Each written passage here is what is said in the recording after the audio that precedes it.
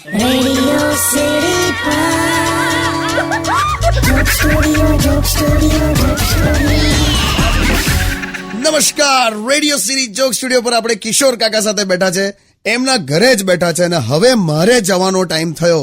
પણ સાંભળ ને, આવતો રહેજે ને, મને ગમે એમને. અરે યાર કાકા, આમ જ મસ્તીમાં બોલે યાર. તમે પહેલા તો મારે હવે તમારી સોસાયટીમાં પેલો જાદુગર આવ્યો છે ને, એને મળીને જવાનું છે. કયો જાદુ?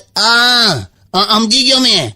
એટલે એ જાદુગર છે ને, એ નાકમાં સાપોલિયું નાખીને મોંમાંથી કાઢે છે. તો જોરદાર કહેવાય નહીં? આમ જોરદાર કહેવાય, પણ હવે ગયા અઠવાડિયે એનાથી ભૂલ પડી ગયેલી.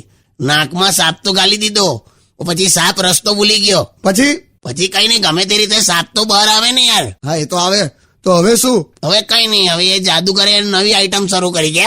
સાપના માથે સોપ્રામાઇસિન ચોપડી દે છે અને નાકમાં એન્ટ્રી પાડે અને સીધા પાઇલ્સના પ્રોબ્લેમ સોલ્વ કરી નાખે.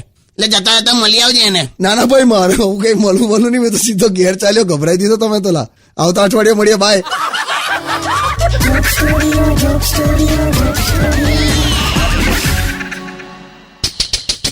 કાકા, આ દરવાજો ખોલો. એટલે કયા બેડરૂમમાં છો? અર્જન્ટ કામ છે. એ દરવાજો ના ઠોકીશ. તારી એક્ઝેક્ટ ડાબી બાજુ જે દરવાજો છે ને, એ ખોલીને અંદર આવી જા જલ્દી. ઓકે. ઓ માય ગોડ, ये बंद करो. એટલે કેમ તું ચીસો પાડે છે? કાકી, આ કાકાએ મને સીધો બાથરૂમમાં બોલાયો યાર, અને ટોટલી કપડાં પહેર્યા વગર નાતા હતા. તો તું શું 3 પીસ સૂટમાં નવા બેસે છે? એટલે પણ મારે અર્જન્ટ કામ હોય એટલે સીધો બાથરૂમમાં બોલાવી લેવાનો. ડઘાઈ ગયો મેં. લે, આ દબા એટલે ચાલુ થશે. હું બોલી તું? એસી નું કહું છું.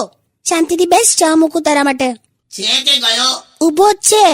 અહીં જ છું, બાથરૂમની બહાર ઉભો છું. તમે નહીં લો ને યાર.